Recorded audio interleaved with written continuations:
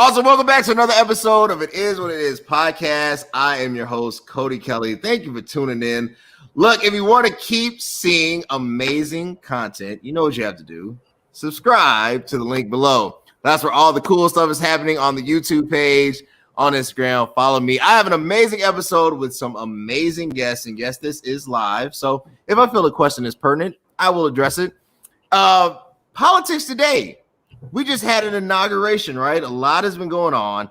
So I asked these just three amazing individuals to be on the show just to kind of speak about what's currently occurring and really express their opinion. So I'm going to allow them to introduce themselves, starting with none other than the attorney, Amanda Perkins, Esquire. Hi, I'm Amanda Moncada Perkins. Thanks so much, Cody, for having me back on your podcast. I always have a very good time when I'm here. I'm an attorney, run a business consulting firm. I'm also a lecturer at my alma mater, my law school, DePaul Law. I don't have much to say. I'm just excited to be here, add some of my perspective regarding what's going on, and I look forward to the discussion tonight. Awesome. Derric, if you can introduce yourself. Derric Scott, and in the great state of Michigan, and working in real estate, trained as an architect, urban planner, run a real estate development company on the east side of Detroit, doing some great work in the city, and just excited to be a part of the conversation. And he's also running for trustee board of the Church of God in Christ. Vote Derric. I have not given my official endorsement to anybody but Derric. So Derric has my endorsement. I got to make sure I'm registered on ARC. I know I am. I just want to make sure my vote counts. And none other than Melik, my friend, my brother. If you can introduce yourself. Yeah, Melik Abdul, thanks again for having me here. I'm a political commentator and GOP strategist based here in Washington, D.C. You know, I think this is the year for you, Cody.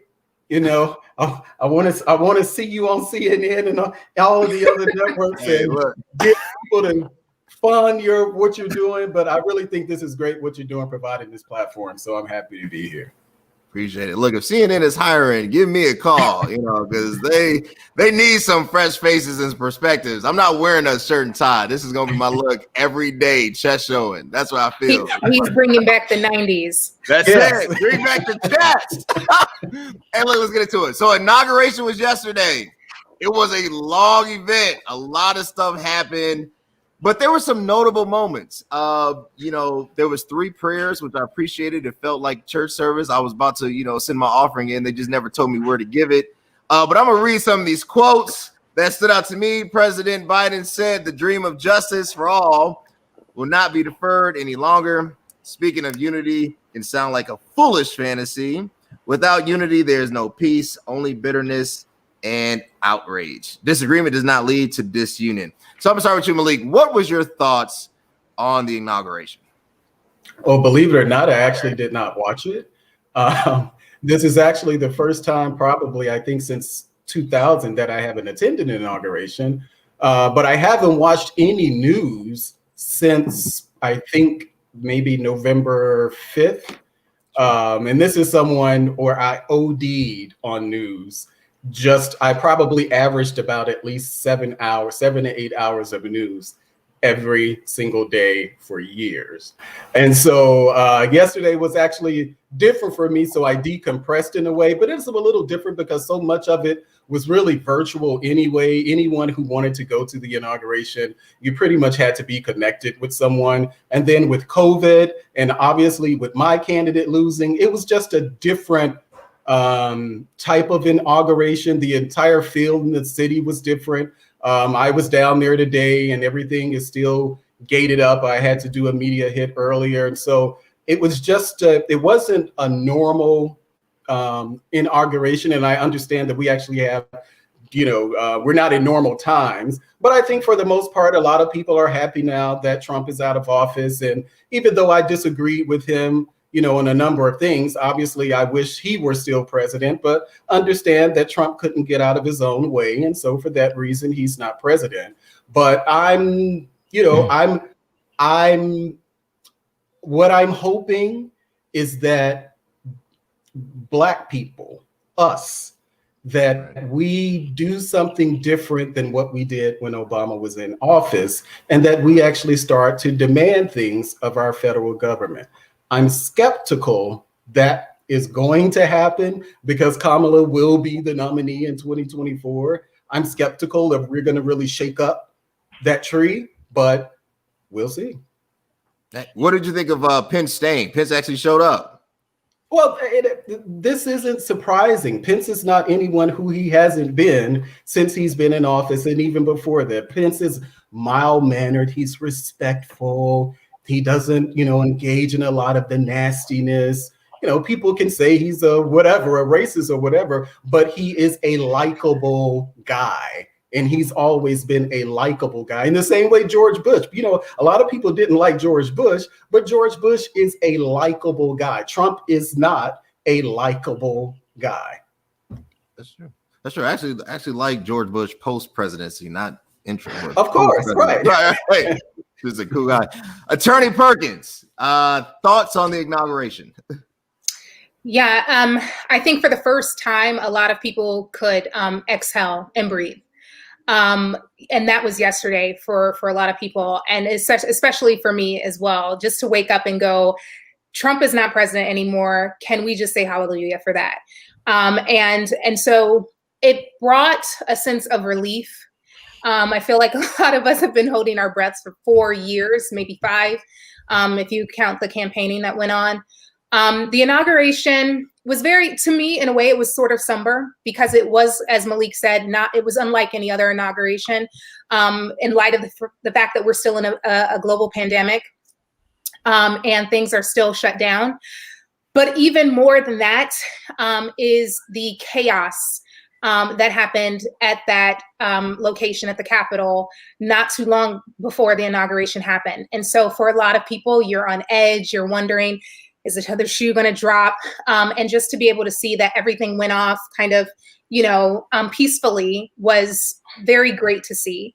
I'm thankful that Biden didn't stroke language of divide or division during his inauguration. In fact, everyone that got up there to speak spoke about unity, spoke about peace, spoke about moving forward. And we need that right now. We need to hear something about hope, because if there's anything that we need to hold on to, it is hope. It is hope in the future. It is hope in overcoming. And I think we saw a lot of that. I just want to kind of highlight the poet, the laureate, the youngest woman there, the youngest poet, there. She did a wonderful job. I believe her name is Amanda Gorman. Yeah. Shout out to my Amandas for taking over. She did a wonderful, wonderful job. And she just spoke to pain. Is that your dog, Melik? Yeah, you're good. He doesn't like what I'm saying. It's okay. But spoke to the pain, spoke to the obstacles that still stand in our way, but then also spoke to what's to come, what we need to do. And one thing that Melik mentioned that I think I'm in total agreement with is we have to be forward-looking. Just because we've elected a new administration does not mean that we should take for granted the things that we need to happen, right? Yeah. And that's for all of the communities. That's especially, I speak with what I know, being a Black Latina, and things that are prevalent to my communities. But for all of us, right? I do not take for granted that we still have a lot of work to do. I'm not giving any benefits of the doubt for this administration that they're just going to magically do everything. Mm-hmm. I don't believe that. If there's anything that I take away from this inauguration and what Joe Biden said, it is that it's going to take all of us. And I hope that people wake up and realize that there is no savior in this situation in terms of government apart from Jesus. But that's my own, that's my thing. But there's no savior in terms of a government. You have to be involved. And then we've seen what happens when you stand idly by expecting something to land in your lap, and it doesn't, right? And so I hope that what we do with this administration is turn up the heat a lot more so that we can see the progress that we need to see in terms of economic progress, healthcare, education, and so much more. And I think we'll start to see that if we haven't learned that from what we see in Stacey Abrams and how she's taking the hammer to the nail in Georgia. I hope we start to open our eyes and do that more. Awesome. Derric, inauguration, a lot happened. Definitely a message of unity, solidarity, moving forward.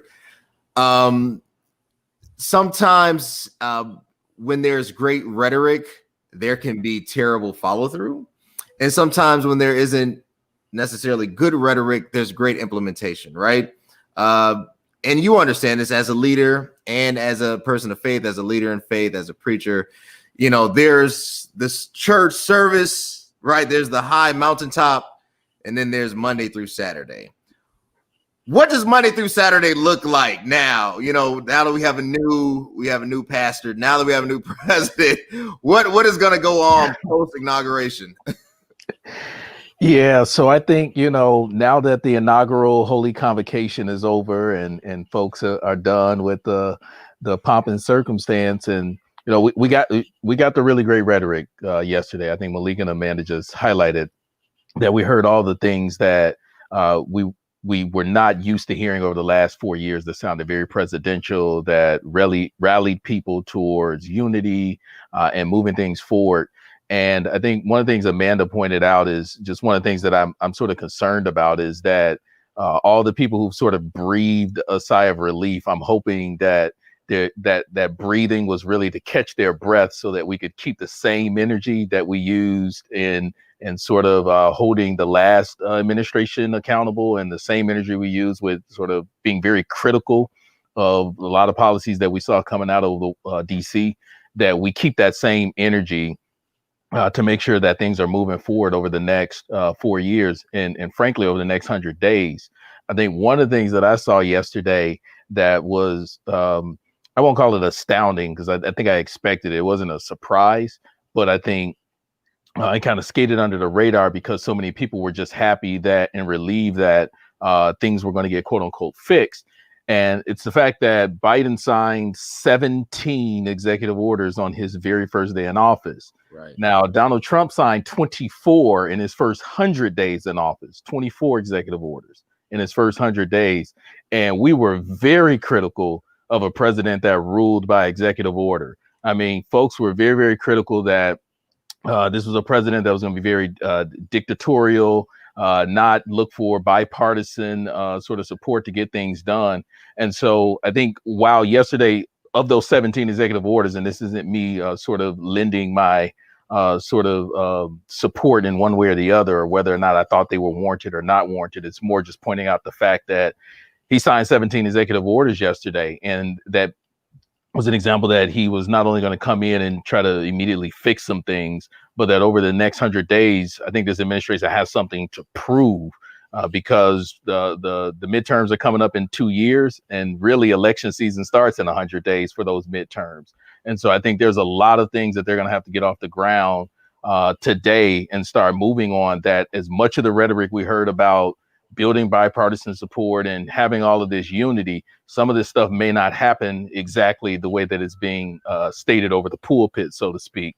And so I think it's incumbent upon the folks that are sitting in the pews, out in, in the country, the folks that are across America, to not only continue to hold this administration to the fire, but really participate in local politics, local policy, and then think about some of these things that are getting ready to come down out of DC, even as we think about some of the pandemic relief that'll come in this next wave. How do we make sure that folks are getting the resources that they need, and that it's not just simply we're ruling by executive order, but that it really is everybody contributing and voicing the concerns. Awesome. Melik, let me go here. He started off with one Senate confirmation. Most presidents, they said they average around 4 to 7, right? And President Biden has really put an emphasis on COVID relief. I was watching his press conference today. You have the 100 days, mask wearing in federal buildings he can enforce by law, and then he's asking for obviously support, which I really believe is needed. But what specifically, he enacted FEMA. I think the biggest thing out of the executive orders was the Executive Action for Defense Production Act. in enacting FEMA, right, to basically set up these kind of military communities so that the vaccine could be administered. So what's the next step? Like, how do we take this action, right, and really yield some positive results? You're muted. Oh, you got you. You're good now. I'm on. I actually, it's great to, I think it's a good thing to set up the, vaccination centers and things like that. But I've always believed that the federal government actually has a limited role in, I won't say a lot of this, but they have a more limited role than what people suggested. And I think that what we're seeing now, even the things that, if you listen to Biden, the things that he's actually talking about, a federal mask mandate, I'm not exactly sure what that is. Well, on federal lands or properties or whatever. I do know that in any government building, and maybe because I'm in DC all the time, but you can't go into any building in DC without a mask on. And I think that's the case across the federal government. But so if there are going to be changes, so we'll see things like that. There won't be any just massive, substantive change that can really be felt on the ground. I don't believe that, in part because most of the people who will be working on these sort of policies are career professionals in government. They're not people, the government isn't just made up of political appointees. The people who actually do the work are those who've been in these agencies for 20 or so years. So as far as COVID is concerned, I don't think it is not that we don't have the answer. Biden may do some things different than what Trump did, but you have to consider where we were then as opposed to where we are now. Biden realized, even though he talked about that during the campaign, Biden realized this whole thing that I'm going to do this nationwide mask mandate, which is what a lot of people were saying, that Trump should have implemented a nationwide mask mandate. Well, Biden sees now, well, you can't do that. And so I think that there's going to be a realization that the government, unfortunately, has a more limited role than what people otherwise believe. But I do know that we're going to get out of this because we are indeed the greatest country in the world. We're going to get out of this, but it may take us a little time. Awesome. Attorney Perkins, you talked about solidarity, building that message of unity, right? How do you do that politically? Like Derric mentioned, 17 in the first day. So that's a bold directive, and a lot of it was reversing what was previously done. But that's still a bold move, right? So you've already kind of said, where you stand. How do you really build that bridge and build cohesion in the Senate? Now you have a new majority leader in Chuck Schumer, right? How do you build that bridge going forward? Yeah, and I thank you for the question, and I'll answer that. I just want to kind of trail back a little bit to something Derric said, and then also something that Melik said. One, yes, 17 executive orders. That is a lot. That's more than any modern day president that I can even think of. And I would encourage people to go and actually read what those executive orders are about. The number seems a little alarming, but frankly, if you go and read what those executive orders are about, you're absolutely right. They are a rollback on a lot of executive action that Trump took during office. And some things that we need to have happened immediately. Whether you agree with it or not, I suppose, such as rejoining the Paris Climate Accord, right? And making sure that we extend federal moratoriums on evictions. And we also extend payment and interest rates on student loans. Like, some of this stuff is actually immediate action that needs to happen because we are in unprecedented times, and with the COVID relief, right? And for DACA recipients. So I would encourage people, before you get alarmed by the number of executive orders that you hear, go read the summary about what these executive orders really are, because a lot of them are, again, undoing actions and not necessarily just mandating things to happen. Another thing I wanted to mention is about the whole the mask mandate. I kind of want to put some context behind that factually. The mask mandate is for federal departments and agencies. And as Melik said, those spaces, so anyone entering into those federally governed spaces will have to wear masks. In terms of a national mandate, that is not legally possible. The federal government cannot mandate states to require their citizens to wear masks. Only states can do that. He has encouraged a pledge for Americans to wear masks for the next 100 days. That is obviously a suggestion. It is not a mandate. So I don't want people to hear the word mandate and think that they're being told that they have to wear a mask if they're a private person. You do not. You do have to follow your state laws. But from a federal perspective, Biden cannot institute a national mandate. Now, he could, in theory, federally, they could condition funds and things like that to states to require people to wear masks, right? But so far, we haven't heard any talk like that, and I doubt that that kind of talk would happen. So I just wanted to clear the air about those several things. How do we build cohesion and how do we build unity? So Biden has said that a lot of the things that he wants to get done is going to have to go through the Senate. Frankly, there's only so much that Biden or any president can do through executive action. But let me also put some factual context behind this too. President Obama was one of the first presidents that really yielded a lot of power through executive action. And he took that route because he was constantly blocked in the Congress, okay, especially by the Senate. So I want people to understand that too. It's become more of a trend now to use executive authority. Trump did it, and now we see Biden doing it as well. However, there is still a limit that Biden can do through executive action. A lot of that will have to take place through Congress. So what should we really be thinking about when it comes to unity is how can we get them to play ball in Congress? Because as you said, the majority has now shifted to the Democrats in the Senate. It's a slim majority, but it's a majority nonetheless. And so Democrats in some ways are thinking, how can we pass legislation that only requires a simple majority instead of having to have 60 of the votes in the Senate, right? If they do that, then that's a form of not really wanting to play ball or having to play ball with the other side, okay? Let's be mindful. Republicans have done that for a very long time since they've had power. Is that the right action to take? Not necessarily, not from my book. I think the best course of action is that bipartisanship and trying to get everybody to meet in the middle, right?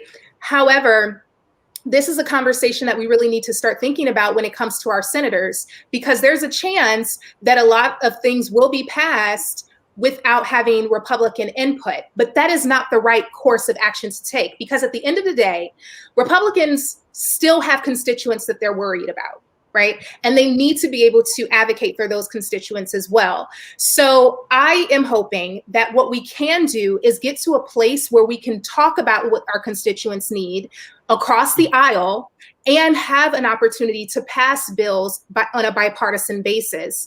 If that doesn't happen, and it's going to require both sides, right? This is not a, well, Democrats have to do this or Republicans have to do that. It is a both sides need to come to the table and stop wielding the biggest stick.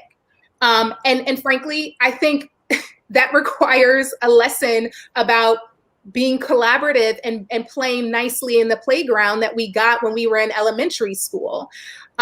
So, you know, that's just my take on it. Legally, there's a chance that Democrats can do what they want.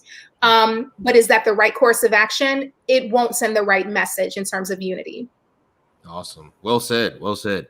Let's piggyback on that. Yielding the biggest stick. Derric, so this is the last question I have because I know I asked you guys to be on every 30 minutes, and this is for each one of you. Economically, what needs to happen first? There's like a list, right? If you want direct cash payments, 2,000, President Biden comes back. We've already got 600, 1,400 now. You know, what needs to happen first, Derric? So first of all, I feel so inadequate after hearing Amanda so eloquently lay out her argument. So I'm going to digress and not act like the expert on this. But I think there's a few things that I think, at least to me, are important, and not just to me, but I think there's questions that people are asking. So one of those questions is what's going to happen with student loan relief, right? What is the number? Is it 10,000? Is it 50,000? Is it based on your income cap, and what type of relief are student loan borrowers going to see there, and what type of impact is that going to have on the economy moving forward and people's ability to sort of get from under student loan debt and have larger capacity to borrow, get more capital into the market, buy a house if you're a student that's, under, so much debt that you aren't even considering those type of things as options. So I think that's going to be a big piece. I think this tax reform, I'm interested in seeing, what sticks from what was thrown out in the Biden policy, as far as things like, this is one of those times where I'm actually happy about one of the pieces that's in there, because I have 7 kids, and folks usually laugh at the fact that I have so many children, but the idea of the child tax credit increasing $1,000 a child sounds really good to me. And so I think there are things like that's going to provide some relief for some middle income families. Sort of the state tax cap on state property taxes and sales taxes, that $10,000 cap, does that go away?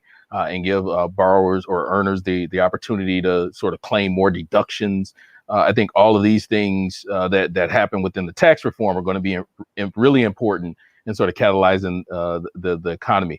I don't think the tax reform is going to happen fast enough, though.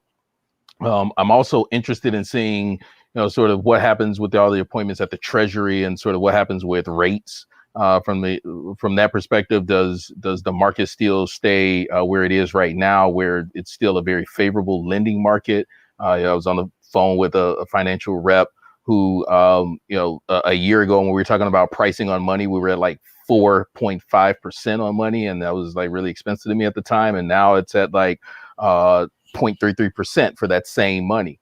And so if I was going to lend at 0.33%, I'd probably leave my money in the bank and just wait for a good opportunity. But there are people still putting money in the market in a very favorable way. And so I hope that the Treasury doesn't act too soon in adjusting rates and sort of get a pushback from the market. And so I think that's going to be important. And then, what's going to happen when the eviction moratorium is over? What type of relief is going to be provided directly to people? There's been some talks about like direct child care payments to individuals. There was some numbers floated around like 600 a month that would go directly to taxpayers. What does that $1,400 stimulus, does it actually come? When does it come? In the next 90 days? And is there a continuation of it? Like as we see the line or the curve not flattening or flattening, does that continue over a period of time where we get to where some European countries are, where they're actually providing some consistent relief to folks? So I think all of those are questions that obviously are in the back of folks' mind of like, how do I get the most relief as soon as possible? And then what does that look like long term from this administration? Awesome. Just to piggyback, Melik, Derric mentioned, hopefully not the removal or anything too aggressive from domestic financial policy. Like, I would love for Jerome Powell to stay as federal chairman, of the Federal Reserve Bank. Like, I think there has been some stability with him. And to me, Jerome has or Chairman Powell, he has a good grasp on lending rates. Are we moving? Is this just needs to be done, or is this a hard shift toward the left, economically speaking? I don't think it's going to be a hard shift on the left. I think not from an economic perspective, because I think that when it comes to the market, they pretty much take care of that. There are plenty of lobbyists on the Hill to ensure that the federal government does not go too far left or right when it comes to financial policy. That's just not how it works. I think probably where the biggest change, and I'm not one of those who I honestly do not believe there will be these huge changes. There'll be some shifts here and there with some of the focus on the administration as far as, I know there was a concern about enforcement, civil rights enforcement, and the Office of Civil Rights and things like that. So there'll be some special attention paid to to that type of stuff. But I'm just not expecting any type of this really significant change from what Trump is doing. Even if you look at some of the things he's the police commission that Biden is going to establish on police. The commission that Biden is going to establish on policing. I think that's a good thing. Trump did the very same thing. He had a very similar commission. Across administrations, there's very little huge shift in what happens with the country because, again, the market decides a lot of this. So I think, again, there will be some tinkering here and there. But like Amanda said earlier, and this is something that I think will actually be a realization, particularly for our community, people of color, I think that we'll begin to understand the real federal government role in our lives, and that it really does matter what happens at your local level. We still don't have a police reform bill. We still don't have a police reform bill. But at the same time, those things that we really want, like the chokehold bans, the body, mandated body cams, all of those things happen at the local level. We don't need to wait on the federal government to do stuff like that. So I think that there will be an attention. I hope that we'll pay more attention to what happens at the local level and begin to realize that the expectation that the government is going to come in and save us, that's not going to happen. No, I agree. I don't think this momentous shift that everybody's expecting is going to fall on, I won't say flat, but it's not going to be what you think. Attorney Biden will be nicer. He will be nicer. He will be nicer. Yeah. All of that. He will not tweet. I guarantee you will get one a month. Attorney Perkins, last question for you. So, Attorney Perkins, is affluent. She's moved out into the northern suburbs now. Her and her husband, Jared, they've left us little commoners. All my finances out there. And so now she's, with the up and ups and, the drinking the $10 Starbucks coffee in the morning. So what say ye to these economic policies? What needs to happen for us little commoners here in Main State Chicago? Yeah. First of all, let me just say this right now. We make our own coffee at home. Okay. We don't spend our money at Starbucks unless it's some stock. That's all I'm going to say. And don't be counting my money. What you doing? All right. That's the other part. So anyway, a couple things I wanted to mention, and then yes, what do we need to do financially? So what Melik said is absolutely true. We need to be focused on and whoever Donnell James is just laughing up a storm here. We need to focus on local level policy, right? And so case in point, when he said that there has not been a police reform bill, right? What Biden is doing is establishing a police commission, right? Where he's getting together a lot of people from the community, law enforcement, lawyers, and all of that jazz, and putting them together to establish what reform could look like, right?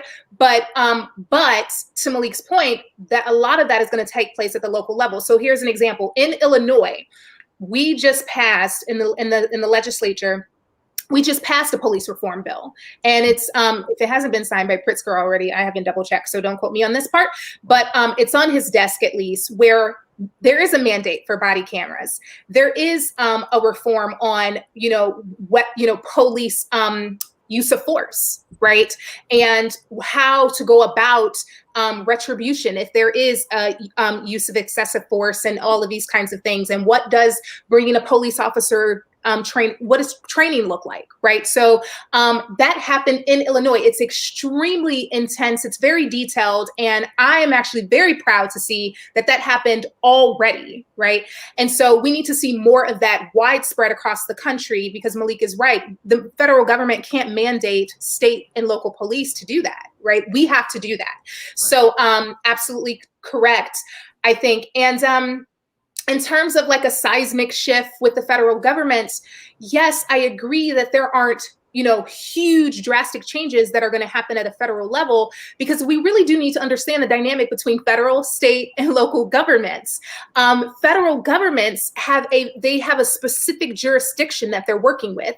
And this a lot of time is what's happening nationally, right? But what happens for you day to day, like your parking tickets, your rent amounts, where you bank and how you vote, all of the stuff that matters from a day-to-day perspective is happening by your state legislature, right, by your governor, by your mayor, by your city council, right? And so we have to be more and more involved with those kinds of things. And so this is why I was so happy to see folks getting involved in the gubernatorial races that were happening across the country, or the mayoral races that are happening across the country, because that stuff matters all of the time.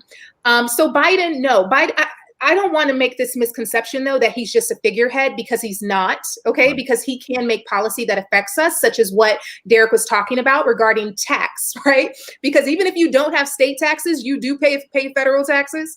And so what Biden and the federal government determines will be your tax rates applies to you, right? Even your student loans, the tax rates on your student loans are applied by the federal government. They're set by the federal government, right?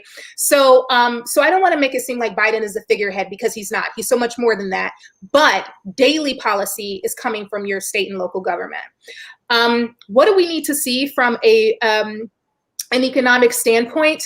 Frankly, we need to see a revival of our small businesses, and we need to invest more in Black, brown businesses. We have not seen direct investment the way that we need to see it, right? So for example, this marijuana boom, I haven't really been hearing a lot of talk about it still.